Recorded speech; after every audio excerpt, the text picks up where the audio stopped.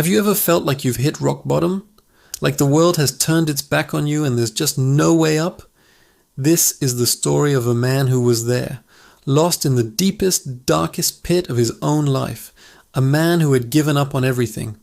His name was Alex. Not too long ago, he had it all. Or so it seemed. A promising career, a circle of friends, a life filled with laughter and ambition. He was the kind of person who seemed to walk on sunshine. But life has a way of testing us, and for Alex the test was brutal. It started with a whisper of trouble at work. A project he'd poured his heart into failed spectacularly. The fallout was swift. He lost his job, and with it, his sense of purpose. That first blow was just the beginning. The financial strain cracked the foundations of his relationships. Friends he thought would be there for him slowly drifted away, uncomfortable with his failure, unsure of what to say. His world, once so vibrant and full of connections, shrank until it was just him, alone in his small apartment, surrounded by four walls that felt like they were closing in every single day. The silence was deafening, broken only by the relentless voice in his head telling him he was a failure. Days blurred into weeks and weeks into months. Alex stopped answering calls. He let his apartment fall into disarray, a mirror of the chaos in his mind. The ambition that once burned so brightly was now just cold ash. He had surrendered. Waking up was a chore, and the future was a blank, terrifying void. He had completely and utterly given up. This was his rock bottom, a desolate, lonely place from which escape seemed impossible. He wasn't just stuck. He had accepted his fate. This was his new normal until one rainy Tuesday. The kind of day that matches a somber mood perfectly. Alex had run out of food and was forced to venture outside. He pulled up his hoodie, hunched his shoulders against the world, and walked toward the local library. Not to read, but simply to be somewhere that wasn't his apartment. Somewhere he could be invisible among strangers. He found an empty chair in a quiet corner and just sat there staring blankly at the rows of books, their titles blurring together. That's when she walked in. She wasn't looking for a book. She was a librarian, organizing a cart of returned novels. She had a warm, gentle smile and eyes that seemed to see more than most. She noticed him, not with pity, but with a simple, quiet curiosity. She approached his table, not to ask if he needed help, but with a book in her hand. "I see you sitting here sometimes," she said softly, her voice calm and steady. "This one, it helped me once when I felt lost. Maybe it can do the same for you." She placed the book on his table without waiting for a reply and walked away. The book's cover was simple, its title unpretentious, The Art of Beginning Again. For the first time in months, Alex felt something other than despair. It was a flicker of something. Annoyance? Intrusion? No, it was curiosity. Why would a complete stranger do that? He didn't touch the book at first. He just stared at it. It was a small gesture, a tiny crack of light in his self-imposed darkness. He didn't know her name. He didn't know her story. But her simple act of kindness had breached his walls in a way nothing else could.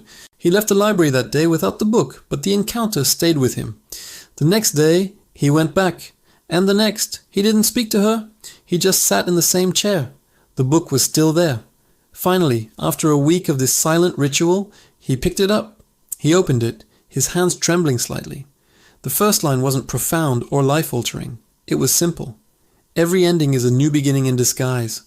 It was a cliché, something he would have scoffed at in his old life. But now, in the depths of his despair, it resonated. This was the spark. It wasn't a sudden explosion of motivation. It was a slow, quiet burn. The librarian, he later learned her name was Clara, would occasionally offer a quiet smile as she passed, never pushing, never prying. Her kindness was a steady, gentle pressure. She treated him not as a broken man, but simply as a person. This simple act of seeing him, of acknowledging his existence without judgment, was the most powerful medicine he could have received. But the path back isn't a straight line. The initial spark was there, but the darkness fought back, hard. For every step Alex took forward, like tidying a corner of his apartment or reading another chapter, The voice of doubt would pull him 2 steps back. "Who are you kidding?" it would whisper. "One book and a smile from a stranger won't fix your pathetic life. You failed. You'll always fail." There were days he couldn't get out of bed, the weight of his past failures pressing down on him like a physical force. He'd close the book, convinced it was all pointless. He'd see his reflection and see a ghost of the man he once was. The battle wasn't against the world anymore. It was against himself. It was a war waged in the silence of his mind, a struggle between the tiny flicker of hope Clara had ignited and the overwhelming darkness that had been his companion for so long.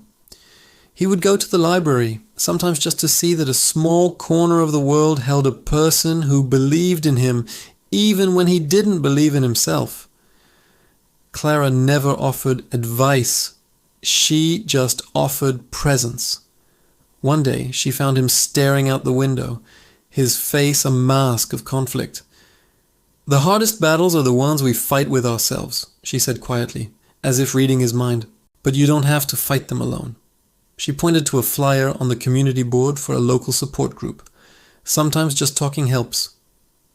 This was another turning point. The idea terrified him. To speak his failures aloud to strangers? It felt like a fresh humiliation. He wrestled with it for days. The voice of fear screamed at him to stay hidden, to stay safe in his misery. But the flicker of hope, nurtured by Clara's quiet support, whispered back, "What have you got to lose?" With trembling hands, he took the number from the flyer. Making that call was one of the hardest things he had ever done. Attending that first group meeting was terrifying. He sat in a circle with other people, each with their own stories of loss, of struggle, of hitting rock bottom. As he listened, he realized something profound. He wasn't alone. His pain, which he thought was so unique and shameful, was a shared human experience. When it was his turn to speak, the words came out in a broken, hesitant whisper. He told them everything. The job, the friends, the crushing weight of failure. And when he was done, there was no judgment. There was only understanding, acceptance. This was the true turning point. The library was the spark, but the community was the fuel. Alex started rebuilding, one tiny piece at a time. He started exercising, just a short walk at first. He started applying for jobs, not the high-powered roles of his past, but simple jobs to get him back on his feet. He got a lot of rejections. Each one stung, but it didn't break him like before. He had a support system now. He had Clara's quiet smiles and the shared strength of the group. One day, Alex saw a job posting for a community outreach position at a local nonprofit. It was about helping people who were struggling, people who were in the same dark place he had been. The job description felt like it was written for him. He applied, not with the arrogance of his past, but with the quiet confidence of someone who had walked through fire and survived. He got an interview. He walked in, not as the broken man from months ago, but as someone forged by his experiences. He spoke with honesty and empathy about his journey. He didn't hide his past, he used it as his greatest strength. A week later, he got the call. He got the job. The first person he told was Clara. He found her in the library, in the same spot where she had first approached him. He just said, "Thank you." The smile she gave him this time was different. It was bright and full of shared joy. Alex's life today isn't about getting back what he lost.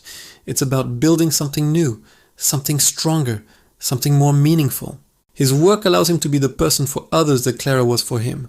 A beacon of hope in the darkness. He's not walking on sunshine anymore. He's walking on solid ground.